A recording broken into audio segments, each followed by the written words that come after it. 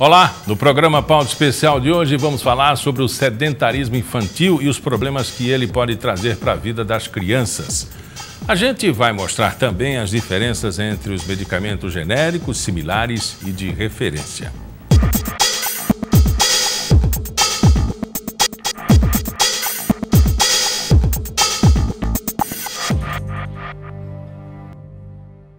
A vida moderna aumentou muito o sedentarismo entre as pessoas. E esse problema também vem sendo percebido entre as crianças que passam horas na frente de tablets, celulares e da televisão.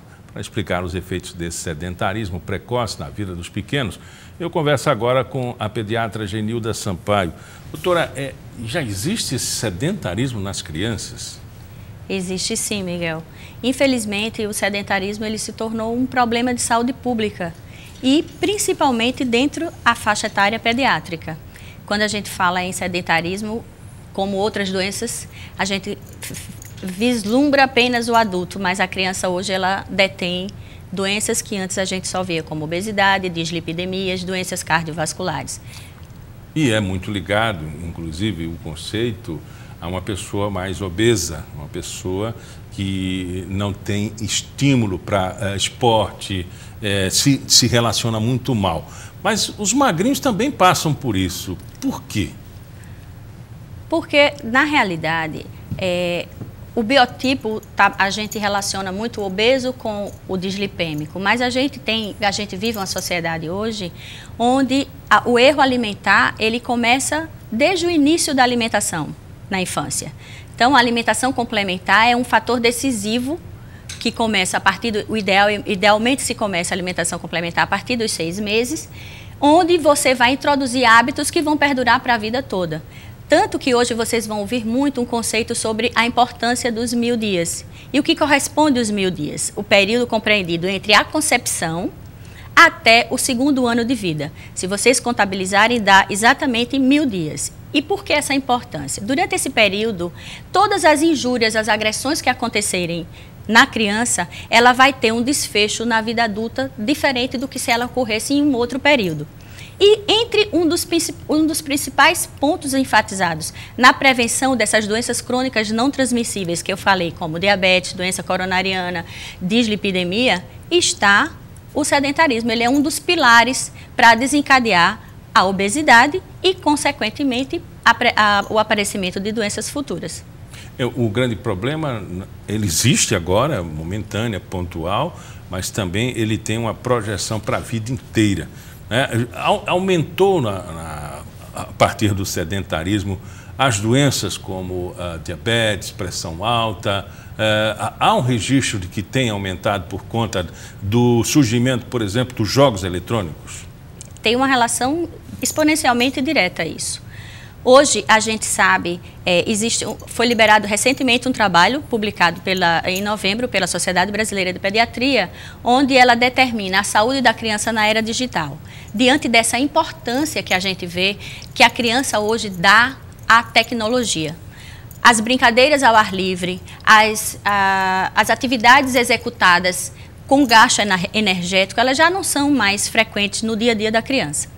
O que é que acontece hoje? Nós temos 87% da população pediátrica entre 6 e 19 anos, eles têm acesso à internet, seja por celular, por tablet, por videogame. E esse tempo despendido, ele demora, a média, tem pessoas que demoram 8, 10 horas online, que a gente fala. E esse tempo despendido online é um tempo de atividade física zero.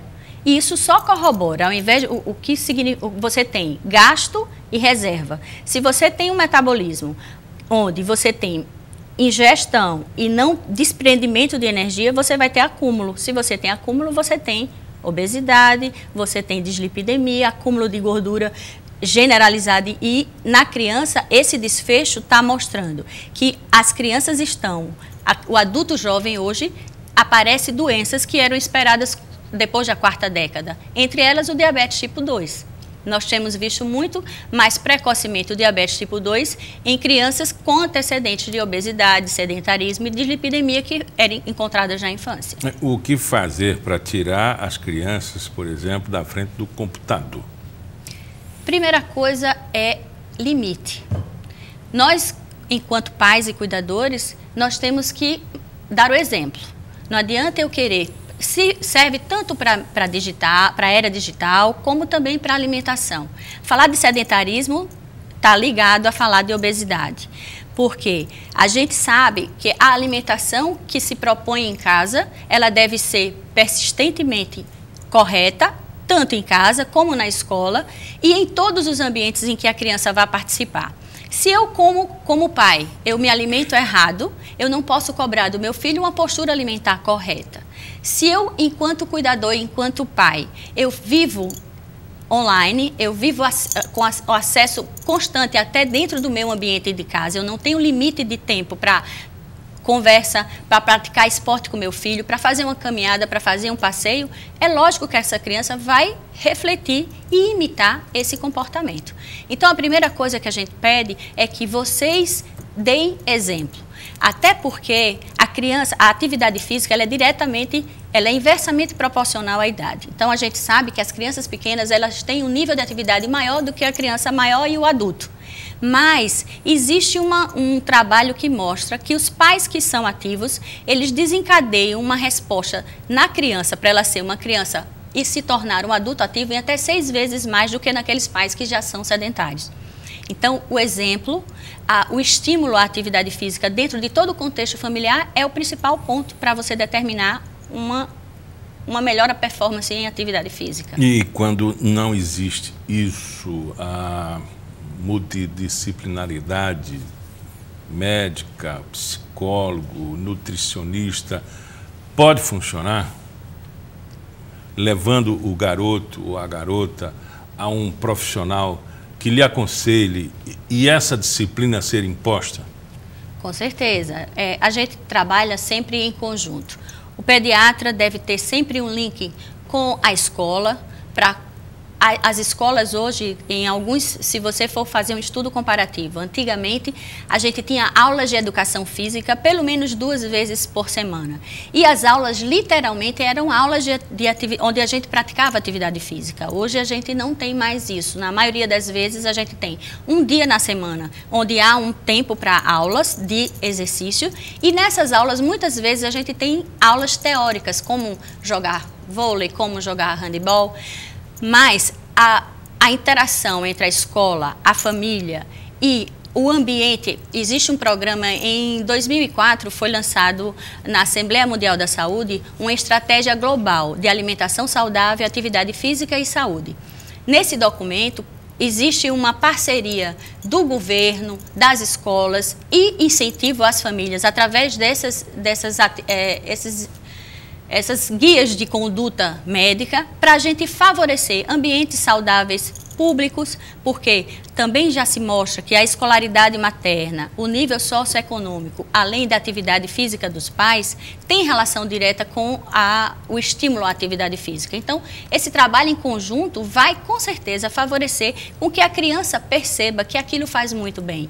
Além dela também, no momento em que ela está praticando atividade física, o bem-estar é imenso. Qualquer um de nós, a gente se sente muito bem quando a gente pratica uma atividade física, né? E a gente está falando de sedentarismo e partiu agora para o problema nutricional. Um garoto que come mal, né, fora de hora, e não tem na sua dieta alimentos balanceados, como verduras, frutas, proteínas, até o carboidrato mesmo, né? Ele tem tudo isso desequilibrado. Por conta dos pais até não acompanharem muito, porque sempre se diz, eu não tenho tempo para acompanhar, está entregue a uma secretária. E às vezes a secretária, em que pese a boa conduta, o empenho, às vezes não tem a formação necessária para entender aquilo que a senhora está dizendo. Os pais entendem melhor e têm mais responsabilidade, né? Como fazer o garoto, a garota comer bem, apesar das horas de exposição à tela? A vida moderna é o grande vilão, na realidade. A gente terceirizou muito a nossa criança. Na realidade, existe uma terceirização dos cuidados da criança. Mas, de uma forma prática, eu poderia dizer a você o seguinte. Primeiro, eu já comentei aqui o exemplo. Se eu tenho, eu posso não ter uma cuidadora que não seja os pais, não tão bem treinada, mas eu posso ter uma despensa adequada. Eu não vou ter... O que acontece hoje é uma inversão na pirâmide alimentar. A gente precisa de carboidrato, a gente precisa de proteína, a gente precisa de lipídio, que são as gorduras, e dos micronutrientes. A dieta é balanceada, é onde há um equilíbrio de todos esses macro e micronutrientes. E o que é que acontece no mundo atual?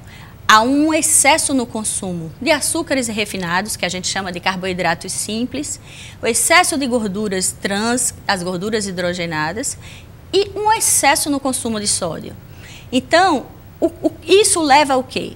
A todas essas morbidades que eu já comentei, que a gente chama de doenças crônicas não transmissíveis. E para que a gente evite isso, a gente pode... Antigamente, a gente não tinha nem tanto conhecimento técnico. Se você for reportar os seus avós, naquela época as crianças comiam muito melhor do que hoje. Então, as ofertas, a industrialização dos alimentos faz com que as crianças sejam provocadas precocemente com alimentos inadequados e deixem de consumir alimentos que são muito mais saudáveis e de fácil acesso.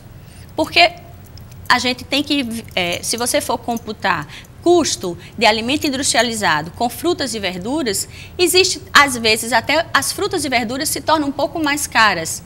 Mas, quando você vai imaginar o quantitativo e o efeito qualitativo daquela nutrição, vale super a pena você investir nisso. Aparece muito no seu consultório, doutora, pessoas com problemas alimentares e esse tipo de situação que a gente está falando, autoexposição à tela? Tem muita gente procurando. Muito, por conta... Tanto que os estudos hoje são muito em cima dessa era digital, exatamente porque há uma inversão de horário de sono. As crianças, principalmente os adolescentes, eles passam a noite inteira na tela e naquele momento que estão em tela, eles estão se alimentando. Além deles estarem com baixa atividade ou quase nenhuma atividade física, então ele não tem gasto energético, eles estão consumindo alimentos de extremo valor calórico, são as calorias vazias que a gente chama. E, além disso, no momento principal, voltando a falar um pouco sobre na primeira infância. No início da alimentação complementar, uma das leis para se fazer a criança aprender a comer bem é ela não ter nada que possa dispersá-la do que é o alimento. Então, nem brincadeiras nem brinquedos, nem tablets. Hoje, muitos pais, a criança ela não quer comer. Ela só come quando eu coloco uma galinha cantando, um porquinho mostrando um videogame, porque enquanto ela está jogando ou assistindo, eu estou colocando o alimento. Isso é uma prática totalmente inadequada, porque ele não percebe o que ele está comendo, ele não vai ser despertado pelo paladar do alimento, e a gente está criando, nesse primeiro momento, reporto novamente aos 1000 dias, durante esses 2 primeiros anos, nós estamos criando a memória alimentar. Então, todas as experiências nutricionais que essa criança tenha nesse momento, elas vão fazer muito bem e eles vão se recordar disso em toda a vida.